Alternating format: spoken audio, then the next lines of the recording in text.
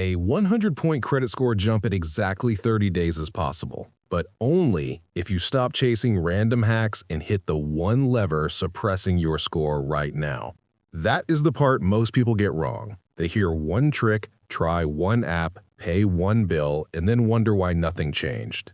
This is Optimized Credit, where we teach how credit actually works. Fast credit improvement is not magic. It is math, timing, and knowing what actually moves inside one billing cycle.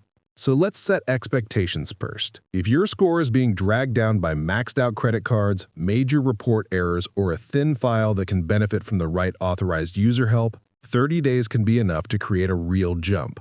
If your score is being dragged down by accurate recent late payments, charge-offs, collections, or bankruptcy damage, the 30-day gains are usually much smaller.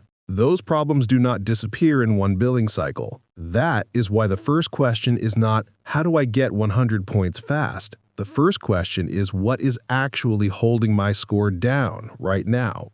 And for a huge number of people, the answer is utilization. That is the fastest major lever. If your credit cards are reporting high balances, forget the old advice that says just stay under 30%. 30% may keep you from looking terrible, but it is not the target if you want maximum points fast. For a real optimization push, you want overall utilization under 10% and ideally down in the low single digits. That is where the score can move dramatically. Why does this work so fast? Because utilization is a huge piece of the score, and under classic FICO models, it does not have a long memory. When the new lower balance gets reported, the model recalculates. That means if your cards are sitting at 80 or 90% and you drive them down below 10% before the statement closes, the score reaction can be very real in a single cycle. And here's the part people miss. The due date is not the key date. The statement closing date is. If you pay after the statement closes, the high balance may already be what got reported. So if you need a score jump fast, you have to know the statement closing date for every card and get the balances down before that date, not just before the payment due date. That one timing mistake costs people a full month all the time. The second fastest lever is correcting real errors. If you want a free, personalized 30-day action plan built from your actual credit report, head to optimizedcredit.net. Now, let's keep going. If your report has a duplicate collection, the wrong late payment, a bad balance, an account that is not yours, or some other meaningful inaccuracy, fixing that can move the score a lot faster than people expect. But the key word is real. If the information is accurate, a dispute is not a magic wand. If the information is wrong, then you are not looking for a trick, you are looking for a correction, and that can sometimes create a very real score jump in a short time.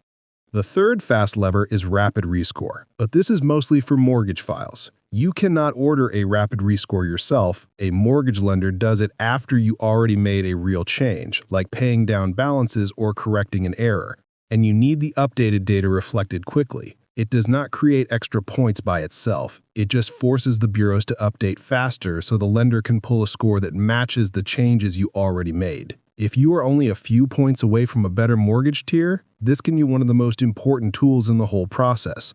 The fourth fast lever is authorized user help, but only on the right file.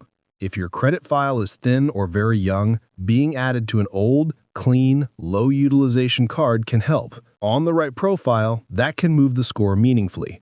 But if your file is already full of serious negatives, an authorized user trade line is not going to erase the damage. And timing matters here too.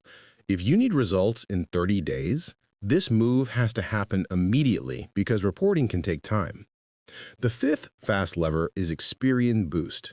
It is free, it is easy, and it can give you a small bump by adding things like utility or streaming payment history to your Experian file. But keep this in the right bucket. This is not the foundation of a 100-point strategy. It is a small bonus move, not the main event. So if you are serious about improving your score in 30 days, here is the order of operations. First, pull all 3 reports and identify the real suppressor. If it is utilization, attack that first.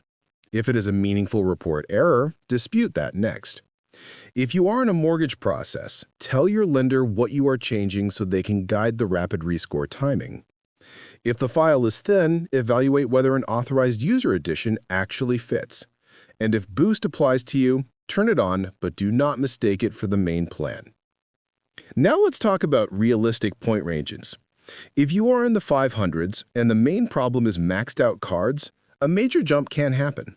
If you are in the upper 500s or low 600s and the main problem is a bad reporting error, you can also see a strong move. If you already have a decent file and just need balance cleanup, the move is usually smaller but still meaningful. The biggest mistake is assuming every low score can be fixed fast. It cannot. Some low scores are being suppressed by something movable. Other low scores are reflecting real damage that has to age, rebuild, and recover over time. So here's a simple 30-day game plan. Week 1. Pull reports, identify errors, list every balance and every statement closing date, and decide what the real suppressor is. Week 2. Pay down revolving balances before they report. File disputes for real errors, and coordinate with the lender if a mortgage is involved. Week 3. Watch the reports update, keep utilization low, and avoid putting balances right back on the cards. Week 4. Verify the changes, avoid new hard inquiries, avoid random applications, and keep the file stable until the lender or landlord pulls. That last point matters a lot.